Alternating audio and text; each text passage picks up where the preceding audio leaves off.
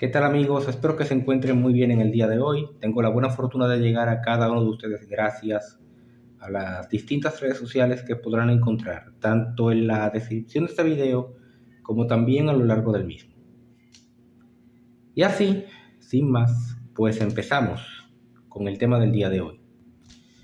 El pasado 3 de febrero se conmemoró en la Argentina el aniversario 172 de la Batalla de Caseros, una batalla que definió el rumbo de la historia del país sudamericano. Y hoy quiero hablar sobre uno de los personajes involucrados en este conflicto, el general Juan Manuel de Rosas. La figura de Rosas en Argentina siempre está llena de polémica, ya que por un lado hay sectores que lo adversan como un tirano sanguinario, un tirano que secuestró las instituciones públicas argentinas durante prácticamente 20 años, un hombre que mantuvo bajo su puño de hierro a toda la sociedad argentina y al mismo tiempo un hombre que impidió el desarrollo político, institucional y económico del país sudamericano. Mientras que para otro sector, Rosas fue el defensor acérrimo de la soberanía argentina frente a las pretensiones de las potencias extranjeras, al mismo tiempo que fue el hombre que en cierto sentido garantizó la estabilidad y la paz en el territorio argentino, mientras fue gobernador de la provincia de Buenos Aires y mientras fue el encargado de las relaciones exteriores de la entonces Confederación Argentina. Aquí no me voy a poner a hacer una biografía acerca de Juan Manuel de Rosas. Para eso pueden encontrar en la descripción de este video un enlace a una biografía escrita por un servidor. Pero sí quisiera explicar a Juan Manuel de Rosas como dominicano, como alguien que ha leído un poco de historia argentina y encuentra fascinante la historia de este hombre, de un hombre que genera tantas pasiones en la historia argentina y me atrevo a decir incluso en la historia iberoamericana, sobre cómo una figura tan polarizante puede tener aspectos positivos y qué tan ciertos son los aspectos negativos que se le adjudican. Y es que en efecto, buena parte de la historia de Rosas fue elaborada o construida por personas que fueron adversarios de Rosas durante todos sus mandatos y me atrevo a decir incluso durante toda su carrera política de más de 30 años. Y estos mismos sectores fueron los que llegaron al poder cuando Rosas cayó y comenzaron a construir la narrativa respecto del personaje histórico. ¿Y cuáles son los hechos?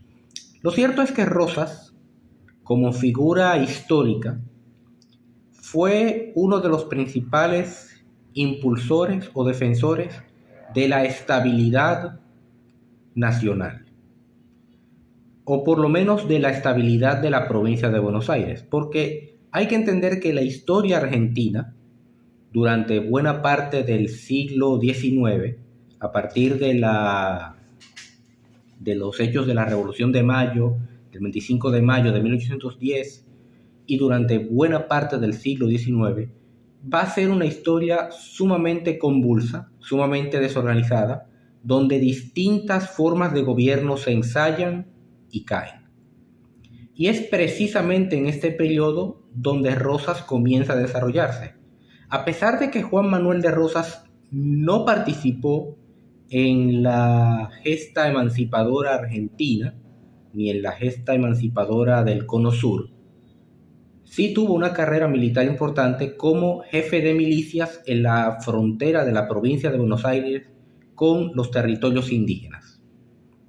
Y es aquí donde Rosas, que venía de una familia aristocrática, una familia incluso con antecedentes en la hidalguía española, comienza a desarrollarse, primeramente como militar, pero al mismo tiempo como un hombre cercano a las clases campesinas. argentinas, a los gauchos. No olvidemos que las clases campesinas argentinas son llamadas gauchos. Y esta relación con los gauchos posibilitó, mejor dicho, perdonen por el lapsus, posibilitó a Rosas entablar relaciones casi de igual a igual con las masas rurales, que con el paso del tiempo pasarían a identificarse con el Partido Federal, que no fue fundado por Rosas, sino que fue creado de manera prácticamente orgánica por el caudillo rioplatense José Gervasio Artigas, al que ya le dedicaré un video próximamente. Y este Partido Federal, que encauzó en muchos sentidos las motivaciones y las aspiraciones de las clases populares, sería el trampolín ideológico de Rosas y, por supuesto, sería la principal organización política que encauzaría los destinos argentinos durante una parte considerable del siglo XIX. Cabe destacar que el liderazgo de Rosas, como caudillo, se da principalmente a partir del año 1828, luego de lo que se considera como el primer golpe de Estado en la historia argentina, cuando el gobernador de Buenos Aires, en aquel entonces Manuel Dorrego, que fue un héroe de la independencia argentina, fue derrocado por las fuerzas militares, mayormente unitarias. Aquí voy a hablar un poco acerca de la diferencia entre federales y unitarios, ya que mientras los federales apuntaban a una mayor descentralización del poder con provincias autónomas y una creación de un poder central que no supeditara la autonomía de las provincias, los unitarios tenían una concepción más definida sobre cómo debía de ser la organización nacional, con Buenos Aires como capital de todo el país y encauzando todo lo que tenía que ver con con cada aspecto de la vida argentina en su relación con Buenos Aires. Rosas siempre va a estar alineado con el Partido Federal y tras la muerte de Dorrego, que fue fusilado en Navarro hacia el año 1828, Rosas se une a las fuerzas populares urbanas de la ciudad de Buenos Aires, así como de toda la provincia, derrota a Lavalle, a Juan Galo Lavalle, quien derrocó a Manuel Dorrego en el año 1828 y es nombrado por la legislatura de la provincia de Buenos Aires como gobernador de la provincia entre el año 1829 hasta el año 1832. Es decir, durante ese periodo de 3 años, completando el mandato de Manuel Dorrego, Rosas va a procurar encauzar al Partido Federal hacia los mejores intereses, primero de la provincia de Buenos Aires y luego de la Confederación Argentina, del cual él mismo fue uno de sus principales líderes. Se alía con el gobernador santafesino Estanislao López, así como también con los entrerrianos y los correntinos, crea hacia el año 1830 el Pacto Federal, que vendría a ser el documento base para las relaciones entre las provincias de la recién creada Confederación Argentina.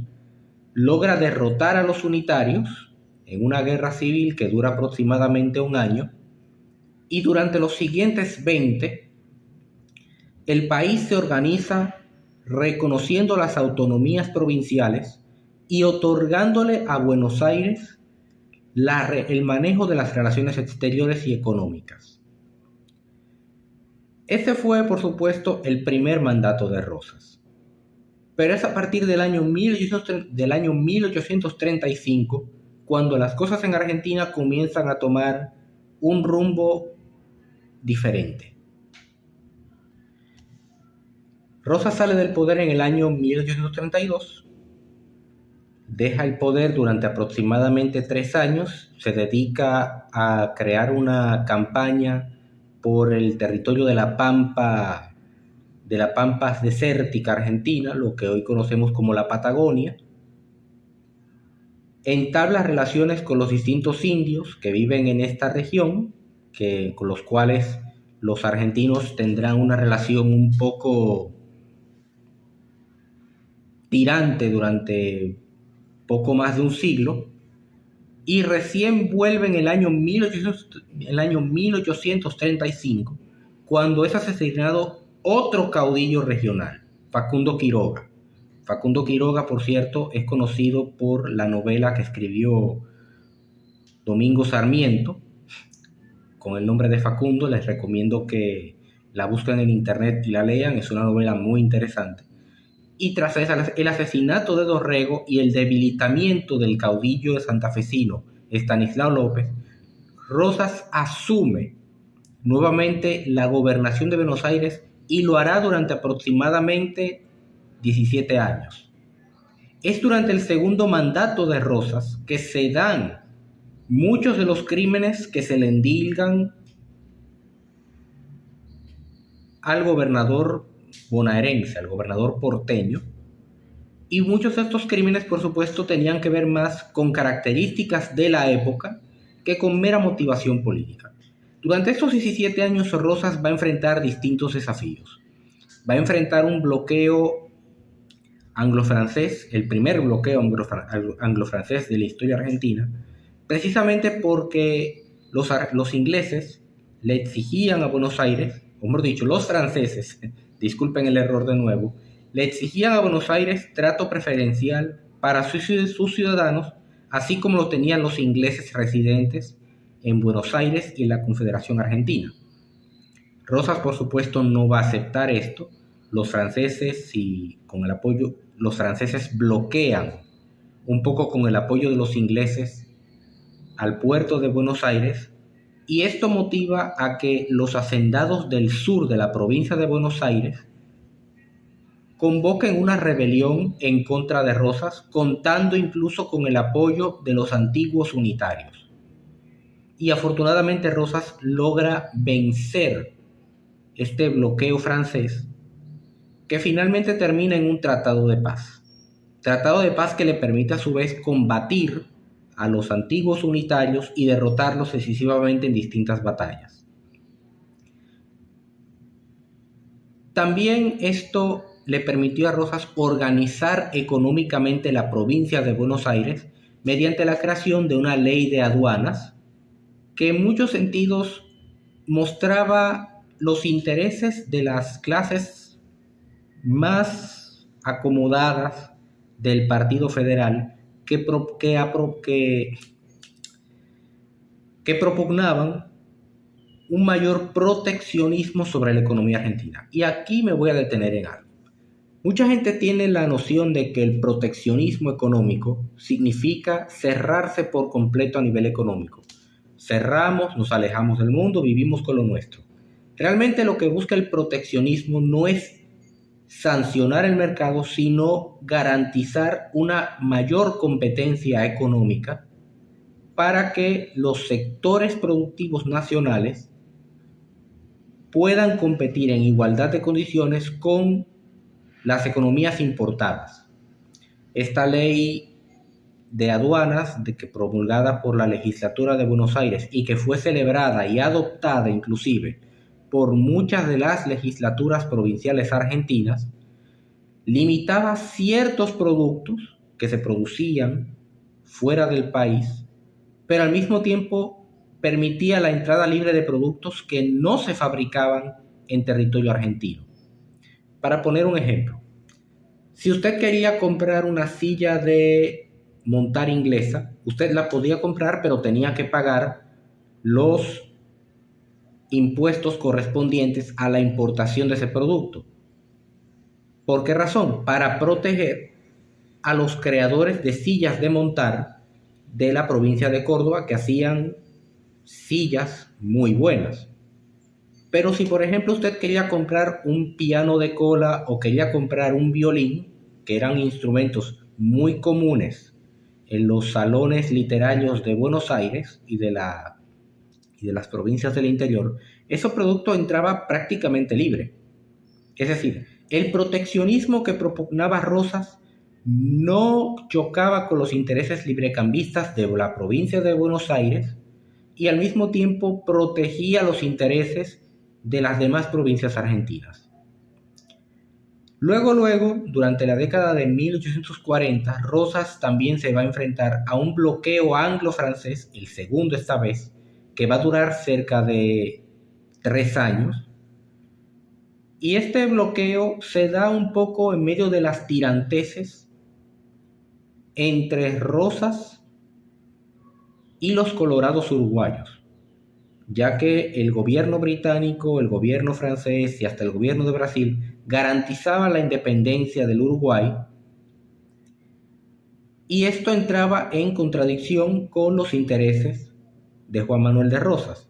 Se da este bloqueo, un bloqueo que el gobierno argentino resiste durante 3 años, incluso cuentan con el respaldo del exiliado general José San Martín, el héroe de la independencia, de las independencias de Argentina, Chile y Perú.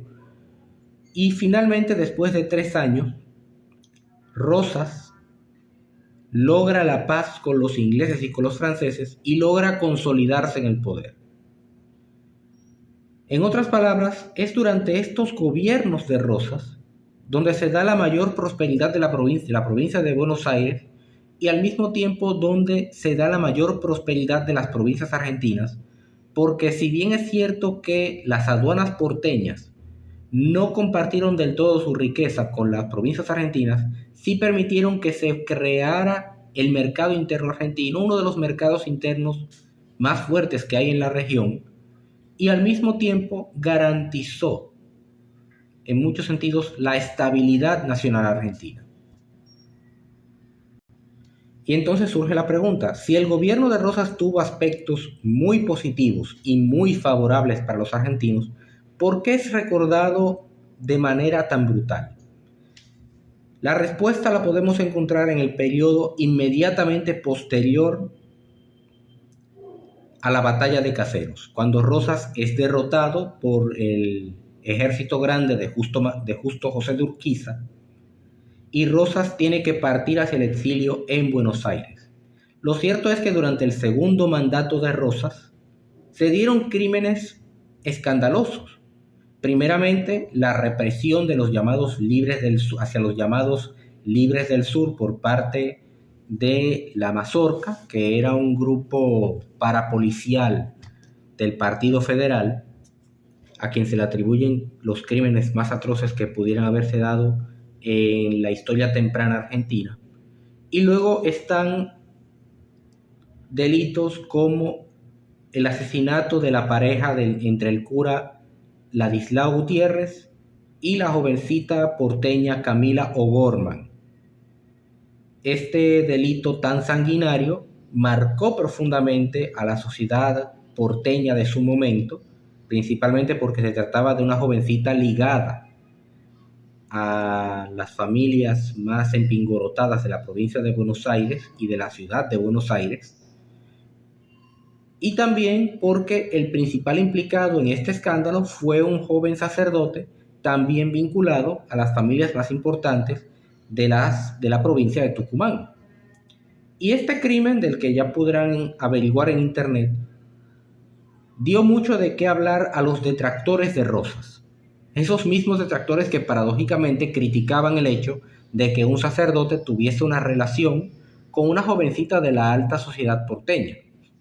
Miren la ironía de toda esta historia.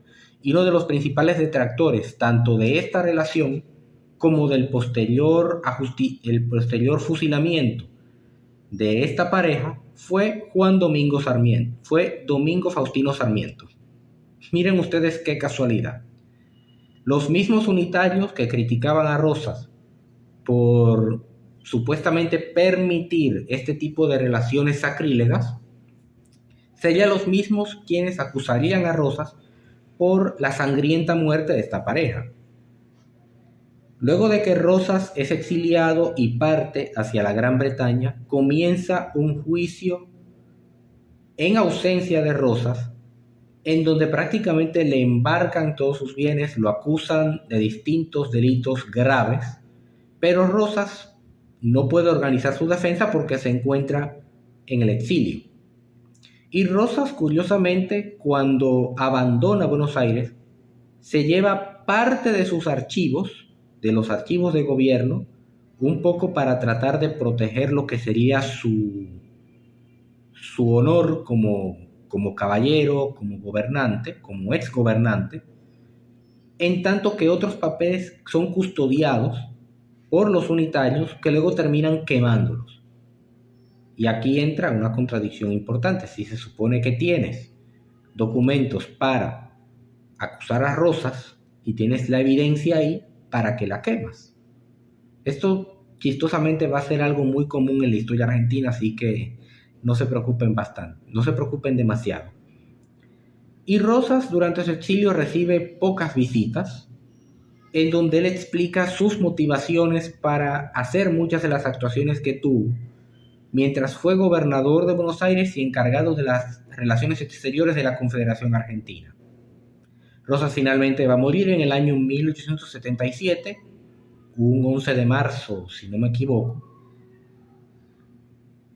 y terminará enterrado en el cementerio católico de Southampton hasta que más de un siglo después, 112 años después, sus restos son llevados a la Argentina y aún reposan en el cementerio de la Recoleta. Pero lo cierto es que, evaluando a Juan Manuel de Rosas como dominicano, claro está, yo noto que él fue quizás un caudillo muy interesante, un caudillo que supo entender bien a la peonada argentina, un caudillo que supo entender la importancia de la integridad territorial y, como curiosamente ocurrió con Pedro Santana, ambos entendían la importancia de preservar la soberanía de Argentina en el caso de Rosas y de Dominicana en el caso de Santana, así como también, igual que Santana, terminaron siendo malditos por la historia, terminaron siendo los tiranos sanguinarios que causaron mucho dolor a sus sociedades, pero la pregunta permanece. A diferencia de quién se puede decir que Rosas, o en el caso argentino, o Santana en el caso dominicano, fueron los peores dictadores, porque si nos vamos a la realidad, los gobiernos que surgieron después de Rosas, así como muchos de los gobiernos que surgieron después de Santana, recurrieron a prácticas muy similares. Y esto quizás tiene que ver con el hecho de que era la época.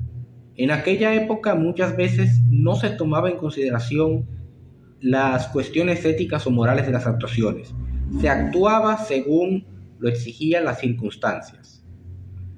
Y esto es algo que quizás muchos historiadores tienen que ver a la hora de analizar a figuras históricas tan complejas. Cómo esas figuras tan complejas marcaron el destino del país y cómo éstas aportaron para que hoy en día seamos sociedades mejores. Lo cierto es que la figura de Juan Manuel de Rosas va a seguir despertando mucha polémica durante muchos años.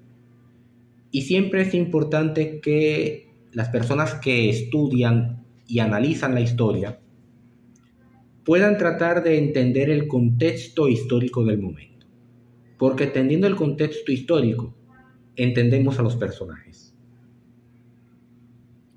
Pero ahora es el turno de cada uno de ustedes. ¿Qué opinión te ha merecido la figura de Juan Manuel de Rosas?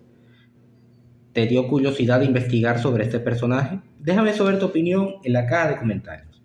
Si te ha gustado este video, por favor, suscríbete a este canal, dale me gusta, comparte con un amigo.